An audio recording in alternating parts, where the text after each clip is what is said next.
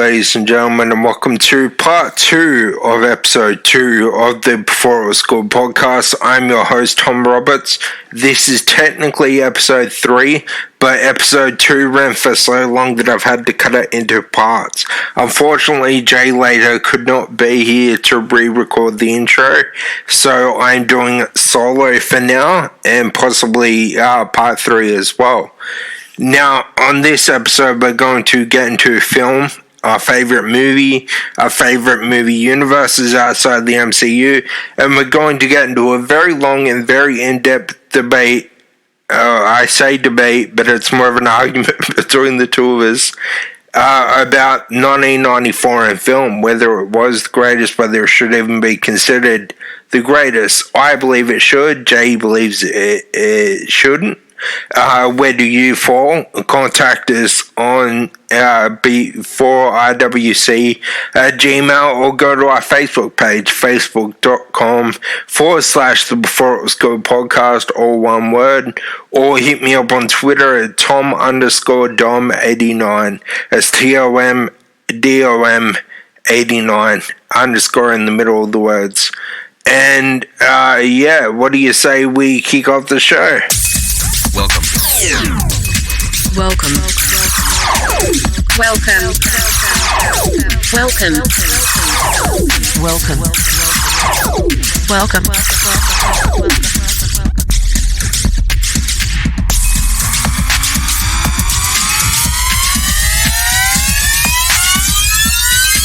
Welcome to the Before It Was Cool podcast. Okay, so segment 2 is movies. So the topic 1 that Tom sent me was, what is your favorite movie and why? And it's been my favorite movie since I was about 18. No, sorry, I would have been 19 when I first saw it. Became my favorite movie, been my favorite movie ever since. I've got the T-shirt for it, which is a bit dark, and that is The Silence of the Lambs. Oh, first horror movie in history to win an Oscar. Didn't The Exorcist win one? No, it got nominated, but Silence of the Lambs was the first ever to win it. Okay. Well, yeah, it's like, well, first of all, Anthony motherfucking Hopkins, a.k.a. Odin. 15 minutes on screen and won an Oscar. Yeah. Absolutely amazing performance, fantastic character. Because it came out in the 80s or 90s, I can't remember. 92, I think it was, or 93. 92 or 93. There were so many action movies of the average man. You had your Die Hards coming out. You had all that sort of thing coming out. And then we get this villain who's not a physical specimen. He's strong, but he's not a physical specimen. He's intelligent. He's manipulative. Just an absolutely amazing character. And then you look at the supporting cast. Jodie Foster as Clarice Starling is amazing as this very early, rookie FBI agent. Or is it FBI. Rookie FBI agent who is going into this thing and has to play this psychological game with a mastermind. And just that back and forth between the two, that mutual respect from the characters, and then the overall storyline, and then, what's his name? Let me just find what his name is. The guy who plays Buffalo Bill in it. Sorry, I'm on my computer. So he's from the show Monk as well. Yeah, he's been in a bunch of other shows. How he didn't win an award or an Oscar is beyond me. Because he was outshadowed, unfortunately. Ted Levine. Yeah. Amazing actor. He's also in Jurassic Park Fallen Kingdom as the main hunter. Yeah. And he's also in Evolution with David Duchovny as the military general. I love that movie. Oh, it's great. But yeah, fantastic actor as well. He was also the vocal inspiration for Chris from Family Guy. Seth Green based the voice off him. Yeah. So it's my favorite movie. It's got great character development, keeps you on the edge of your seat because you don't know what's going to happen. That final scene where Clarice is going through with the house and it's all turned off and you see it through Buffalo Bill's point of view. The back and forth and the psychological games are amazing. And when like one of the main bad guys in it spends most of his time in a cell, simply talking, but can create enough menace and enough intimidation factor that you're like, shit, I do not want to have to deal with him on a street. Yeah. And he gets away. And the perfect thing is that he literally only spends, and you can clock it, 15 minutes. I think around 15 minutes worth of I think it ends up being time. like 14 minutes, 49 seconds. So it just under exactly. 15 minutes. And still won Best Supporting Actor, was it? No, I'm pretty sure he won Best Actor. Yeah, I wasn't sure if it was supporting or best, but yeah. Anthony Hopkins. Anthony Hopkins is amazing. Insane.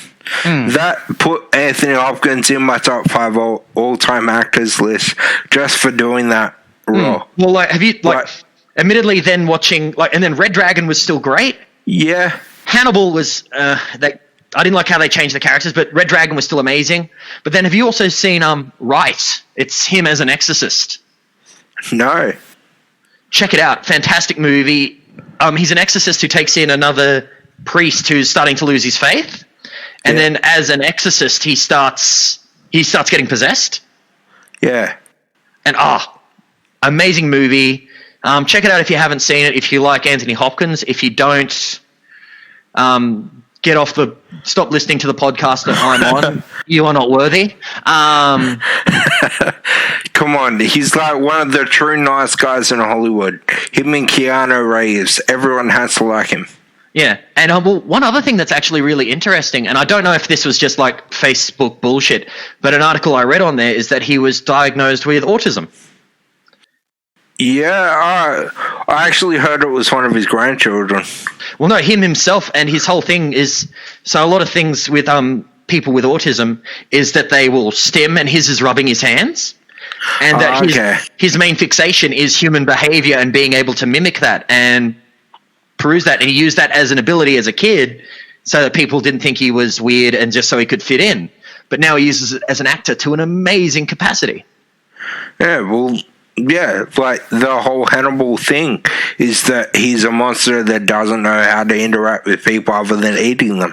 Well, he knows how to interact with them to get what he wants. Yeah, exactly. That's what I meant. Like, and that fits into his whole the whole diagnosis of autism. If you know what I mean. Like, if that's one of his tics, that fits that character almost to a T. And also, just a quick thing: props to Mad Mikkelsen, who played Hannibal Lecter in Hannibal, the TV series. Awesome, loved it. Anyway, although they did a prequel that totally. Because the Hannibal universe was going very well until they did that prequel where they explained that he became a cannibal because his sister was killed in the Holocaust, I believe it was. Yeah, Holocaust. So I think they were Russian soldiers. Yeah. Got there, held on to them.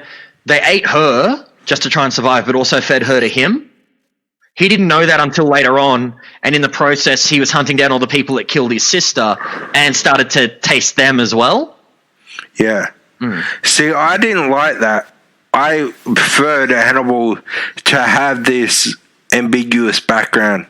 Prequels don't always need to happen. You don't always need to explain something.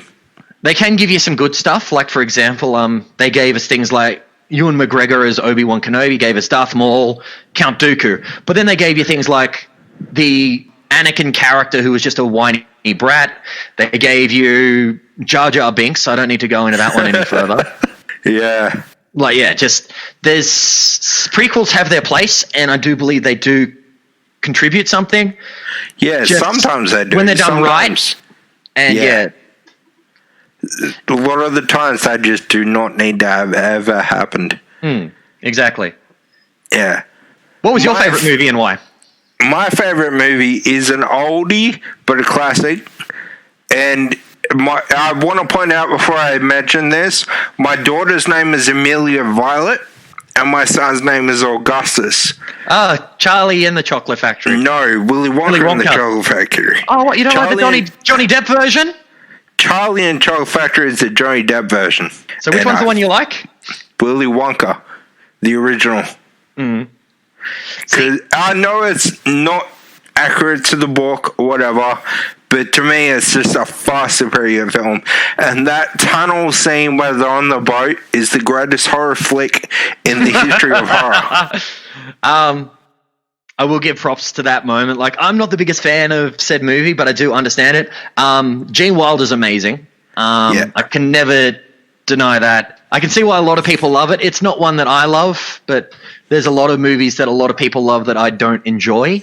But no, I completely get you. The set design and the visuals in it are amazing. I cannot ever deny that. Like, that edible room is just like, oh. And you know what the really cool thing was? Yeah. Everything in that room was edible. Well, technically everything's edible. It's just advisable not to eat some of them. Yeah. Like, there were some plastic props in the background, but everything the actors went near was edible. Yeah. Which, like, they were told, stay on this path. Everything that surrounds you is edible. It's either made of toffee or chocolate milk or chocolate itself or cream. Or just even spun sugar to make something. Yeah, exactly. And they were told, be kids in a literal chocolate factory and eat everything. Yeah, enjoy it. Okay, I know I'm digressing crazy. What's a movie you really enjoy that is generally panned or not liked? Ooh, that's a hard one. So the problem with me is I can watch any movie on earth and then find enjoyment out of it. Like, okay, then what's the remake of Willy Wonka and the Chocolate Factory or Charlie and the Chocolate Factory, whichever one it is? Oh, except for that. Fucking anything made by, and I'm going to alienate quite a few people here, anything made by Tim Burton is recycled garbage. I definitely get you on that. There are a couple of Tim Burton movies I do enjoy, but he does go very heavily with the same theme. Like, I like his Batmans. I like Beetlejuice. Yeah, his early career in the 80s, yes, but anything after that is just crap. Well, see, I don't even enjoy Edward Scissorhands that much. It has its place. That's where I turned on him, though. Like, I liked Edward Scissorhands to a point, but then anything after that was just crap. And see, I'm going to get in trouble if my wife hears me and I say I'm not the biggest fan of Nightmare Before Christmas either. Oh, I fucking hate that movie. I know that's going to lose a lot of listeners and make me kind of the bad guy, but it's just crap. I don't think it's crap per se. I just think it's just not my thing. And I'm like, I was a pseudo goth as a teen and stuff, so it should have been right up my alley. But it's like, That being said, I do love. Have you heard the soundtrack they did for it, where they did like a heap of metal and punk artists did remixes of it? No. Of the songs? No. So Manson singing "This Is Halloween." That would be pretty good. Yeah, brilliant musician, horrible person. Korn doing "Kidnap the Santa Claus." Oh, that'd be interesting. Very, very entertaining. I'll send it through to you after this. But yeah, it's a pretty good album. It's a good bit of fun because it's just so unexpected. Yeah. But anything done by Tim Burton I don't really like. But a movie that I quite like that most people don't like is Rockstar Never Stop, Never Stopping. I haven't started watching it, but I've seen pretty positive. Like, I've seen bits and pieces where I'd probably enjoy it. That's the one with what's his name? Andy Samberg. Yeah, that's it. I was about to say Andy Serkis, and it's like, no, that's not him. It's made by all three members of the Lonely Island. So kind of like Hot Rod. Kind of like Hot Rod, but it's a satirical takeoff of the entire pop music genre. Like, they're essentially supposed to be the Beastie Boys. And then Connor, who is Andy Samberg's main character, is supposed to be Justin Bieber. Yep. His first album is called Thriller also, and outsold Thriller. And then his second album was just crap. And then they get the band back together. So sounds about right, yeah. Yeah. It got panned by all the critics and a lot of fans hated it. But I think it's one of the best movies out there. See, for me, and this is mostly from growing up with it as a kid, and like this movie has been hated by its director. It was generally panned, but I love it to this day, and that's Hook with Robin Williams. Yeah, like that's a great movie. And what's his Spielberg name? hates it, apparently. Spielberg hates it. Yeah. Wow. He hates Hook, but he thinks that Ready Player One is one of the greatest movies of all time. Each their own, but like the whole, like, Robin Williams as an aged Peter Pan was just... Well, it's Robin Williams. Robin Williams is amazing. And like when he repeats that same sort of character when he played, when he was big. Oh, no, Jack. Yeah. Sorry. Jack and big as Tom Hanks. So I do apologize for that one. Still a great movie. But like Hook was generally panned, but I watched that movie and I can't help but grin the entire time. It's got that beautiful bit of childish wonderment. What's his name as playing Hook? Dustin Hoffman? Dustin Hoffman, that's his name. So I'm terrible with names. And like Julia Roberts as Tinkerbell, fantastic. Yeah. What's her name? The woman who played McGonagall in Harry Potter, Maggie. Oh, fuck. I went to say Maggie Sif, but that's the chick from Sons of Anarchy. Shit. We can't remember her name off the top of her head, but that woman has to have found like the Fountain of Youth or something. Because each movie she comes out in, she's just looking younger and younger. Because she went from that into she was in Mrs. Doubtfire, and she didn't look anywhere near as frail. Then she was McGonagall, who's I'm not a Harry Potter fan, but McGonagall is an absolute badass, and she performed that. Maggie Smith, that's it. Yeah. I knew it started with an S, that's why I went Sith. And then I'm like, no, that's wrong. If you had a speech impediment, you'd almost be there. But yeah, Maggie Smith and Weird Al Yankovic have to have found the Fountain of Youth or something. They just keep looking younger. Well, the other one is Helen Mirren. Have you seen her in a bikini? She looks like a 16-year-old. Oh, it's Helen Mirren. Like, she's probably my oldest celebrity crush. Meaning oldest is in age. My wife gave me a hall pass for her if I ever meet her and have the opportunity, just purely for science. Purely for science? What scientific discovery are you going to make?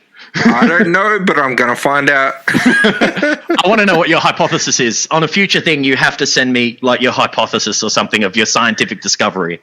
Yes. Anyway, so we've got to keep moving on. So...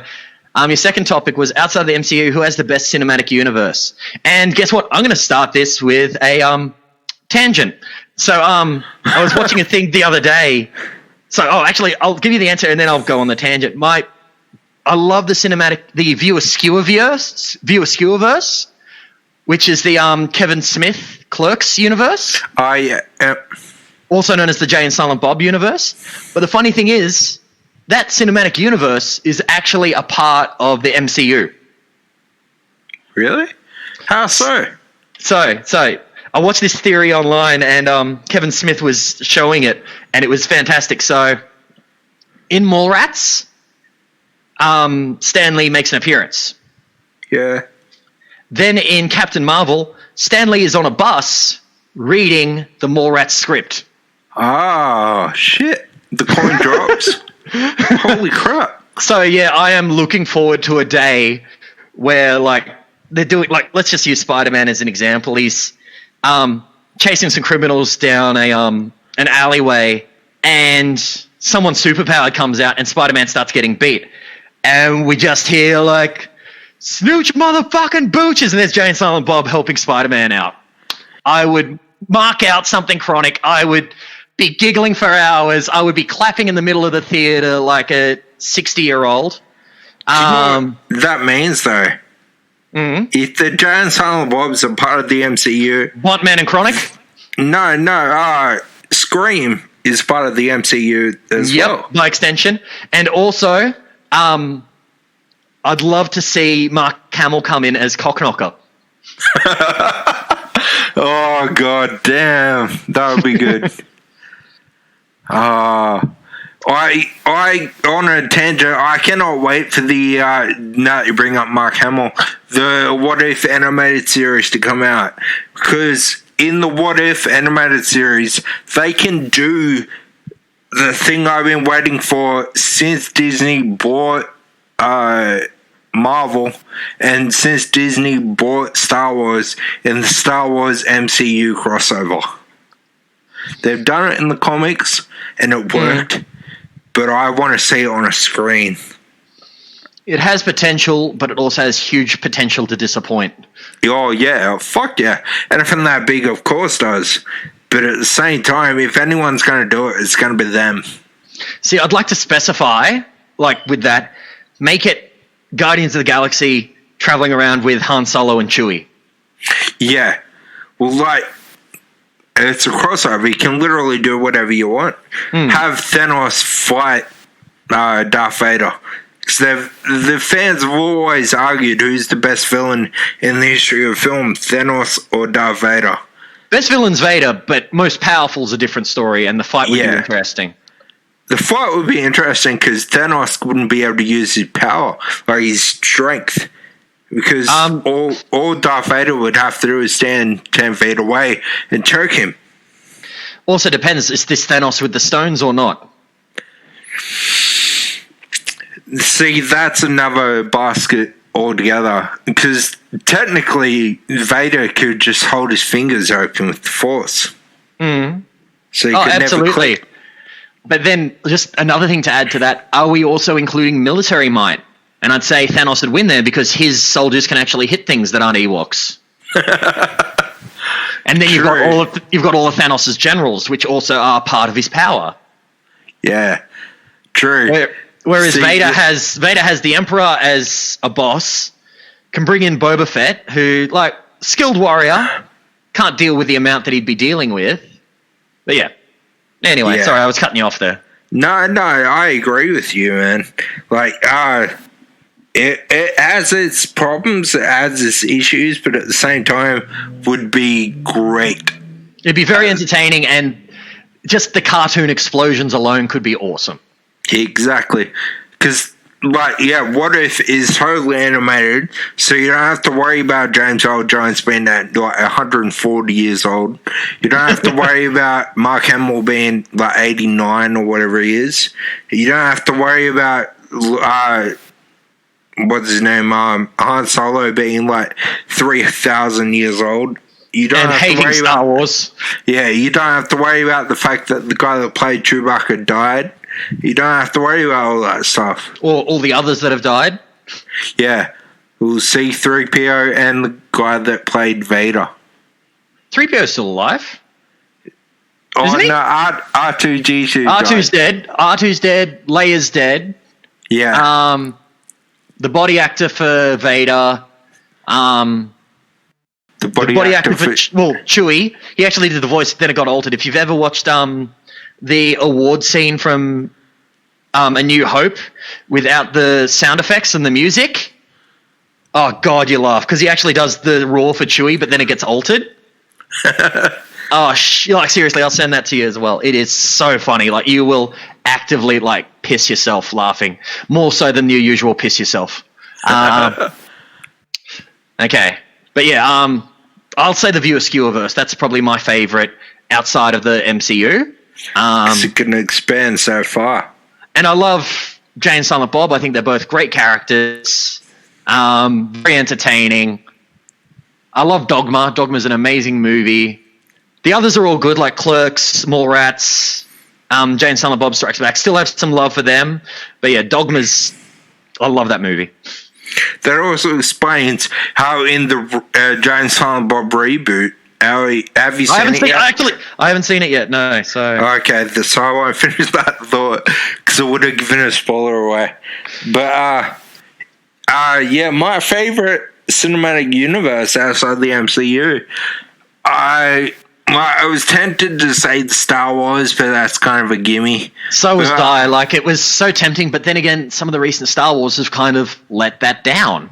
Yeah, exactly. Like Han Solo. People were like, oh, that was a great movie. No, it fucking wasn't. It didn't need to be made. It didn't need to be made, but I actually enjoyed Solo. It did suffer because it came after, what was it, Last Jedi? Yeah. So it suffered because of that. I actually quite enjoyed Solo, mainly because Han actually shot first in it. Woody Harrelson's great. Like, I thought it was... I enjoyed it. It wasn't like... anything with Woody Harrelson is made better. Oh yeah, that's why I'm But excited at for the Carnage. same time, I didn't want to know, and I still don't need to know where Han Solo came from. I respected the fact that his character had a bit of mystique and a bit of ambiguity about him. You wanted him to be the mysterious scoundrel. Yeah, exactly, and that's what he was. And then they ruined all that in like 2 hours of shit. And Woody Harrelson. Yeah, that's where the other 45 minutes comes from. But even are you saying you weren't even excited a little bit by the cameo appearance of Darth Maul at the end? That got me excited, but if anyone's ever watched any of the animated series, they know he was alive the whole time. Yeah, but seeing him on the screen again was nice. Like, don't get me wrong, I love the animated series, but yeah. Oh, he's coming back in, I think it's Obi-Wan. I hope he does, but I'm interested as to why, considering Obi-Wan, the series, is based on him being on Tatooine, and they've shown that in, was it Rebels? Where they have that final fight. Yeah. So I am curious as to how they're going to do that. I'd like to see him come up in the Bad Batch, to be honest. Yeah. Oh, he might. But they've reintroduced him properly into the universe. Like, not saying that Rebels and the other one... I'm terrible with names, but the other show... Clone Wars? What was that? Rebels and Clone Wars? Yeah, that's it. Not saying that they weren't good, because they were fucking phenomenal. I'm saying that seeing them in live action is a different thing altogether. Yeah. Yeah, absolutely. Absolutely. 100% agree with that. And the only one they could bring back that will get me more excited is Qui-Gon. Yeah. I wouldn't be surprised if we see some flashbacks with Qui-Gon. Yeah. In the Obi-Wan series. But yeah, I'm so pumped for the Obi-Wan series, Bad Batch. They're doing a Rogue Squadron series, the Cassian Andor series. Pumped for all of them. So, but yeah, you said instead of Star Wars, we've gone on a tangent. Such a surprise. Well, there was Star Wars, there's a DCEU, like the Expanded Universe, there's all that stuff. I'm not going to go with any of them. I'm actually going to go with the Tarantino universe. Oh, nicely done. I forgot about the Tarantino universe, which only has slight links, but it's enough that it's all linked in. Yeah, like the link between Reservoir Dogs and Pulp Fiction is that the Vegas brothers, aren't they? Yeah, the Vegas brothers. Which was going to be the third film, which ended up becoming Jackie Brown, which is connected through... Oh, fuck. I'm trying to remember how that one's connected. I can't remember. Briefcase is also a connection through it all as well, isn't it? Yeah, it's a connection through, I think, one other film. The Kill Bill Volume 1 and 2 are connected through Pulp Fiction. Kill Bill 1 and 2... The Hattori Hanzo sword that Bruce Willis wields. Not even that. It's so cool the way this is connected. Kill Bill Volume 1 and 2 never happened in reality in the Tarantino universe. They're movies inside the movie. Kind of like the whole Grindhouse pictures and then having Machete come out as a movie. Yeah, exactly. But if you listen to Uma Thurman's character in Pulp Fiction, she describes the fact that she was doing this pilot episode for the show that is probably going to become a movie. And the plot she puts out is exactly the same plot as the Kill Bill series. Okay. I like that. Then you've got Inglourious Bastards. The grandfather of Brad Pitt's character is the grandfather... sorry, not the grandfather. The grandson of Brad Pitt's character, or the son of Brad Pitt's character, is in, I think, Once Upon a Time in Hollywood. I still haven't seen Once Upon a Time in Hollywood, but yeah. And then you've got Hateful Eight, the grandfather of one of the Inglourious Bastards is Kurt Russell. In Hateful Eight? Yeah. And by the way, Channing Tatum was fucking awesome in that. Hateful Eight was fantastic. I loved it. A little tidbit about Hateful Eight. You know that scene where Kurt Russell smashed the guitar? The woman is playing it. Kurt Russell gets the shits, grabs the guitar and smashes it. he did not realize that guitar was on loan from, I think it was the Smithsonian, and it was worth almost $80,000. He thought it was a prop, and he just smashed it on the ground.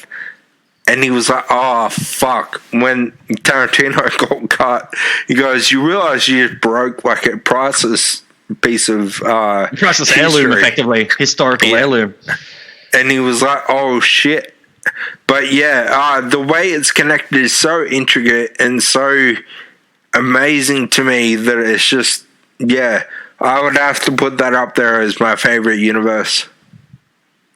Oh, it's a good universe. I do really love the Tarantino universe. Love it. I love your answer. It's great. And also Green Apple cigarettes. They're connected through the whole thing. And which just makes it even funnier because the movie Romeo and Michelle's high school reunion is technically a part of the Tarantino universe. The more important question is, what is it? What's the one with him and Clooney where they go to the strip club and then it turns into vampires? Dawn to Dusk. Yeah. Is that technically part of the same universe? I'm not 100% sure. They're doing a series about that too. Yeah, I know. They actually made like a bunch of sequels to it as well. But the reason why Tarantino was in it is because the scene where Tarantino was in Pulp Fiction, he let what's his name, Del Toro, direct that scene. Oh no, not Del Toro, Robert Rodriguez. I always get those two mixed up because their names sound so similar. But yeah, it is just so intricately combined that it just works to me, and I love it. No, fair enough. Like I love a lot of the subtleties like that in it, but also just the characters that Tarantino develops are fantastic. Yeah, I love it all. But yeah, good universe. And the feet. And the feet. Don't know why you'd be... I can understand you being a foot fetishist considering how mangled up your feet are. It's like you look down, it's like, oh, there has to be something prettier than this, and anyone's feet look better compared to yours. It's funny because that's like the one fetish I don't have. Oh, gross. Not that I'm kink shaming, but it's just like, I've never understood foot fetish. Everyone to their own, but yeah. Yeah. Okay, your third one, 1994 in film. Will it ever happen again? Is it that great? I was going to say, was it that great? Yes, it fucking well was. It's considered the greatest year in film's history.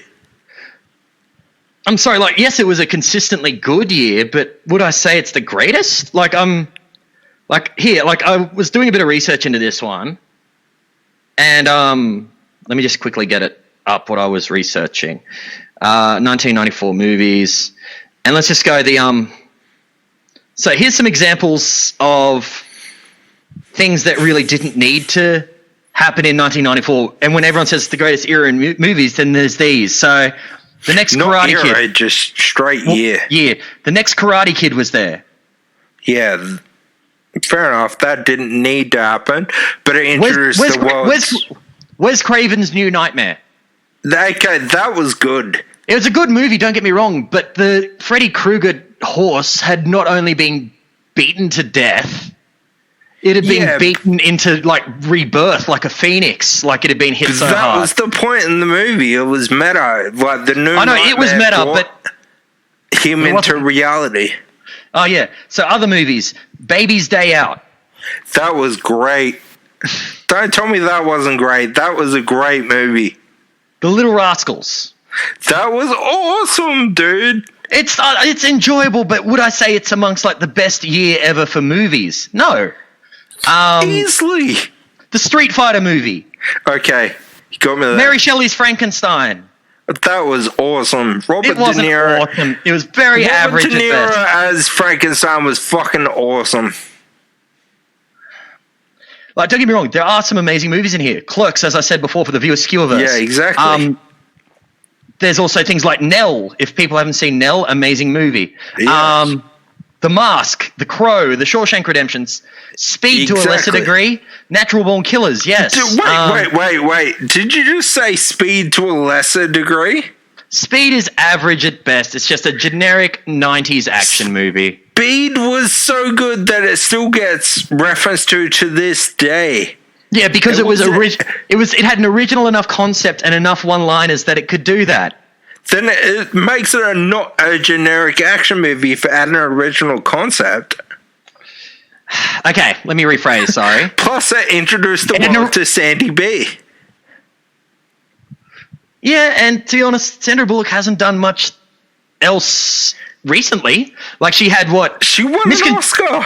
I'm not denying she didn't. But, like, what is her most recent movie? I have no idea and I don't care. Well, why bring it up as a topic? Say, it introduced her like it was a big thing. The first movie was Speed, and Keanu Reeves and Sandy B playing off each other was perfect. I'm not denying that, but I'm not saying it's the amazing movie that everyone says it was. Plus, like, Dennis Hopkins and what's his name, Jeff Daniels. It was fucking awesome. Okay, these are the top 10 grossing movies. You passed over Shawshank Redemption. No, I was about to actually say it. One of, if not the greatest films of all time. Shawshank's amazing. I'm a big Stephen King fan, so I love Shawshank. Yeah. Okay, so these are the top 10 movies, and some of these I'll say, yes, amazing movie. Others I'll be like, like it hasn't stood the test of time, or it wasn't even that good when it came out. And so, I reserve the right to argue at every point. Absolutely. I'm not going to deny that. That's what I'd expect, to be honest. So do you want me to do top 10, top 15, or top 20? Might as well go top 20. Fuck it, we're blowing this shit out anyway. Yeah, exactly. So, number one top grossing movie was The Lion King. Okay, I've got respect for The Lion King. I love it as a movie. Not original, it's just... When I was a kid, it was one of the greatest animated films of all time, and it to the point where even my kids love it. You talk to anyone that grew up in our era, and most of them will say that The Lion King is an amazing movie. I'm not denying that. The next is Forrest Gump. Great movie. Hasn't entirely stood the test of time as like this meta movie. Age terribly well, but still a great movie. Good meta commentary. Good fun. Yeah, and it was one of Tom Hanks' best in the 90s, which is saying something, considering he won like 20,000 Oscars in that decade. No exaggeration either. That's the exact facts. You should look it up. Number 3 was True Lies. Oh, you can't say that wasn't a great movie. It's a very enjoyable movie, but it's not iconic. Bullshit, it's not iconic. You go through the freaking... Jamie Lee Curtis's pole dancing scene is fucking iconic. Yeah, and that's an iconic scene. Is it an iconic movie? From an iconic movie. That poster itself where Arnie's holding the gun is iconic. Yes, but then you talk... Okay, let's go... Let's right now say the top 3 or even top 5 Arnold Schwarzenegger movies. You're going to get Terminator 1 and 2. Yeah. You can't argue with either of those. I will put them as 1 point because he's playing the same character. It's still different movies. And the thing is, you're not going to bring up 3, 4, or 5 with whichever ones that had him in it because they're not iconic Schwarzenegger movies. Yeah, true. 1 and 2. And he's not playing the same character. He's playing a different character. He's bad guy. T-800. He speaks 15 lines in the second one and 8 lines in the first one. And Anthony Hopkins was only on screen for 15 minutes. What's your point? Yeah, and he still spoke more lines. But no, the thing is, they're still different characters. Like, they're both the same model. One's a hero, one's a bad guy. You see a complete different... No, they're the same character with different motives. They're different characters. They're different robots. They're not. It's the same model. T-800s, they're the same robot with if you different remember, programming. Yeah, well... No, because the second one doesn't remember anything from the first movie. And he has to teach him all that stuff. But the first one doesn't know anything about the 80s or whenever it was when he was dropped in. And he doesn't know about the sequel coming up. Of course he doesn't. That's a bit too meta. Exactly. Anyway, I'm still going to say they're 2 separate movies. You got to put Kindergarten Cop on the list because it was Arnie's main foray into comedy action. Oh, okay. What are the other? You got to bring up his first one being Conan. Yeah. Okay. And the final one that I will say is... reiterate that is Conan the Barbarian. Yes, not the first Conan one. the Destroyer. Yes, absolutely. Although and then, that was a good film in its own right. And then Predator. Yeah. Okay. And then, even then, if we were to go a sixth, I would put Commando there. Yeah, maybe. See, my top would be Terminator 1 and 2, and unlike you, yes, I am going to put them in the same point. Why don't you just add the monstrosities that were the future, or like, do you not talk about them like the Matrix sequels? No, only the James Cameron directed ones. Okay. I gotta say directed, because he was only a producer on Dark Fate, which is the worst thing to ever happen to cinema since Tim Burton. I was waiting for you to do that, in case you were going to do that, just so I could be a smart ass there. But number 2, probably Predator. And number 3 would be probably Twins with Danny DeVito. I do rate Twins quite highly. It didn't make my top 5 or 6, but I do rate it highly. It's to me, that image of him and Danny DeVito was just perfect. And the only ones I could ever see matching that are Peter Dinklage, even though Danny DeVito is not a little person, and Dwayne Johnson. But that's number 3. Number 4 would be Running Man. Yep. No, I can't deny Running Man. Once again, it's a... And the thing is, I even forgot Last Action Hero. Yeah, I was going to say number 5 would be Last Action Hero. Cool. I see you've not brought True Lies up once. Yeah, it doesn't mean it wasn't iconic. I wouldn't say it's iconic. I'm not going to deny it's good. It's definitely good, but not iconic. Okay, continue on the list. The Flintstones movie. Come on, man. That was a great movie. I love John Goodman. I love Rick Moranis. Well, they were perfectly cast as Bonnie and Fred. Absolutely. It's not a good movie. It's not an amazing movie. It's just a Flintstones movie. Like it's fun. It's still iconic, and it's better than the sequels. Oh, yeah. Yeah, that's without a doubt. But that being number 4 on apparently the best year in cinema? Come on, like it wouldn't have been. No. Yeah, but the Hanna-Barbera animated universe, which includes Scooby-Doo. Come on, that TV show had been around for 40 years. Of course, it was going to be a smash hit when it became a cinematic live-action film. I'm not saying it's a bad movie. I'm just saying it's not part of the best. The best movie of all time. Now, I'm not saying it's the best live action of a cartoon of all time. I'm saying that the sheer history behind the TV show would have made it evident that it was going to make it a highest grossing film. By the way, Shawshank Redemption, which is widely considered as one of the greatest films, if not the greatest film of all time, tanked in 1994. Oh, yeah, it didn't even make the top 20. These grossings aren't something that you have to go by. Okay, that's fair. So let's go top-rated movies from that era. So what was it, 1994? Yeah. Like, I've looked through the list, and there are some iconic things, and I'll say it's a good year for movies. I won't deny that ever. But, so, popular movies.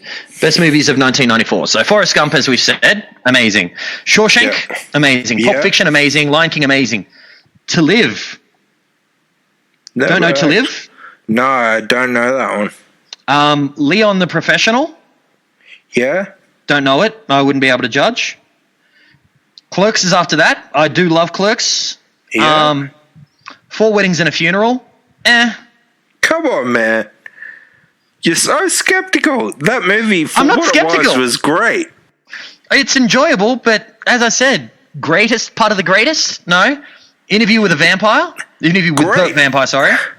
Great movie. It's average. Excellent book adaptation. Answers the World 2. I can never pronounce the name. It's either Kirsten or Kirsten Dunst. Tom Cruise got to play his hand at a serious role, and Brad Pitt got to prove that he's more than a body and a dick. Oh, absolutely. And the thing is, I'm not a fan of Christian Slater. Christian Slater's a good to great actor. I like Pitt. I don't like Tom Cruise as an actor. He's overshadowed in pretty much every movie he's in. Yeah. And Kirsten Dunst is I'm not the biggest fan of her. Like she's a good enough actress, just never did anything as an actor for me. I'm not talking sexually here. I'm not being a pig. Just never did anything for me as an actress. Dumb and Dumber. Okay, I'll rate it. It's not. Yeah, come on. Farrelly Brothers classic. See, of the 3 Jim Carrey movies that came out that year, I will say Dumb and Dumber is the weakest of the 3. What else came out that year? The Mask, Dumb and Ace Dumber, Ventura. and Ace Ventura. Oh, okay. Yep. Fair but enough. even then, Dumb and Dumber, it doesn't even make my top 50 favorite movies. But then again, like out of that year, Dumb and Dumber is an iconic movie. Yeah, but we're not talking about iconic movies of that year. We're saying that this year of movies is the best ever. It is, though. It is not. 3. You just named 3 giant classic films starring one actor. Yeah. In The Mask, Ace Ventura, and Dumb and Dumber. And they are great. That year will never happen again. It hasn't happened before. And the thing is, you can't just look at a year of movies. Like if you're saying a year of movies is the greatest year ever, you also got to look at the weakest options as well. Well, like, okay, if you're saying that 1994 isn't the greatest year in cinema's history, what is? What is? I actually don't have a greatest year in movie history. I think they all have their strengths and weaknesses. I mean, they do, but that year had more strengths than weakness. Okay, let's just quickly look up the bottom movies of 1994. 1994 Stinkers Bad Movie Awards. Oh, wait, sorry. Here's a better one. IMDb Worst Films of 1994. Okay. So these are ones that people would know. So House Party 3. Okay. Wagons East. Don't know if you know, it's a Western. Yeah, and it was John Candy's last ever role. And it was bad. It was bad, but it was still iconic for being his last ever role. Just because something's iconic doesn't mean it's good. And the thing is that this was the greatest thing in cinema. Not that they're iconic. The only time iconic was brought up was when we were talking about True Lies and whether or not it was an iconic Arnold Schwarzenegger movie. And we both came to the conclusion that it's not because of all the ones that we put before it that are more iconic. No, you came to the conclusion. I said he has more iconic movies, but that is still iconic.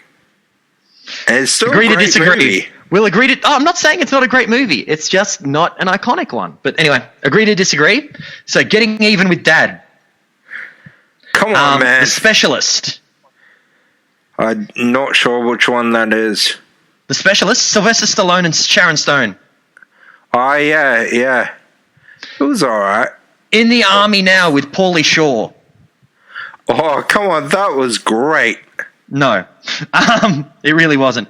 Lightning Jack It was fucking Lightning Jack awesome. with Paul Hogan. Okay. That was shit. The Next Karate Kid. Okay, that was shit. But Double Dragon movie. It did give us Hilary Swank. But Double Dragon movie, it was shit. It was better than Mortal Kombat Annihilation, but it was still shit. Both things were. Yeah. Even a really, a movie that, from a really good franchise, Beverly Hills Cop 3. Not as good as its predecessors, but if it was on its own, it still would have been good. The Street Fighter movie, as I said before. Okay, yeah. Three Ninjas Kick Back. Okay, yes. Terrible. North. Which one's North? Bruce Willis is this recurring character stalking this kid. It's weird. I'm trying to remember who the director was. Someone big, and it was a really bizarre movie for them to do. Elijah Wood was the kid in it. Yeah, I can't. The director was Rob Reiner. Really? Yeah. So the full cast and crew for North. Let me just go the cast. So this is the cast, and on paper, it's got some decent actors in it. So Elijah Wood, Jason Alexander. Yeah. Julia Louis-Dreyfus. Yeah. It's funny because she was actually married to Jason Alexander's character in the movie. Let me see who else. Jussie Smollett. Mark Shaman. Let me see who else. Bruce Willis was the narrator, another character in it. Like, it had a good potential, but yeah, just failed hard and was just shite. So it's one of those movies that had a huge ensemble cast and it ended up being shit. And it was based off a kid's book. Well, there's your problem right there. Terminal Velocity. Yeah. Renaissance Man with Danny DeVito. Okay, I don't know that one. Okay, this is one that's going to hurt people that it is rated so low, but I'm going to rate it high. The Page Master. Oh, come on. That was a great movie. It was, but not critically. Yeah, but the critics are fucking idiots. But yeah, like the Richie Rich movie. When I was a kid, that was the shit. I mean, he had a roller coaster in his yard. He had a McDonald's in his house. Yes, and you know what? You know who else had stuff like that? Michael Jackson. I'm sure you don't want to go to his house. I would love to go to his house. With him there as a child? Yeah. I'm going to say that I don't think it's that great. I do think it's got some great moments in there, but I think like you can't look at how great something is unless you look at the bottom. Like if you say the greatest nation on the earth, so many Americans will say America, but then then you go, okay, let's look at how poor the lowest part is. And it's like, okay. Yeah, but to that extent, that you just mentioned the bottom of the list, and maybe 6 out of 10, I said, come on, that is still a great movie. Is it a great movie still, or is it a great movie because of nostalgia? Page Master, still a great movie. Nostalgia. But it's still a great... I watched it literally last week, and it's still a great movie. I think we're going to have to agree to disagree on this topic. I think it's a great year, but I don't think it's that great. I think it is the best year in cinema history, and it will never happen again. Okay, I'm going to do more research into this, and if we have if I get invited for a follow-up one, I will come up with a better year. Okay. We will probably disagree. Yeah, but we'll see. I'm not saying it was the greatest era of, although that 3-year stretch was pretty fucking good. I mean, Silence of the Lambs won Best Year before it. Forrest Gump won Best Year in 94, and Braveheart won Best Year in 95. See, Braveheart has aged so bad. Well, it has, but it's still an iconic, great movie. Just wish it was a bit more historically accurate. Yeah, so do I. But that era was not considered the golden age of cinema. The golden age of cinema was long before that. Yeah. It was in the 50s. And I think, Jurassic Park came out in 95? No, Jurassic Park came out in like 92, maybe 93. Really? Yeah. The sequel came out in like 95, 96. It'd have to have at least been 93 for Jurassic Park. 93. There you go. So that's part of those 3 years you were talking. But those special effects in Jurassic Park still hold up to this day. There's some parts of it that, amazing. There are some parts of it that are dated. I'm never going to deny that. Like Jurassic Park's one of my favorite movies.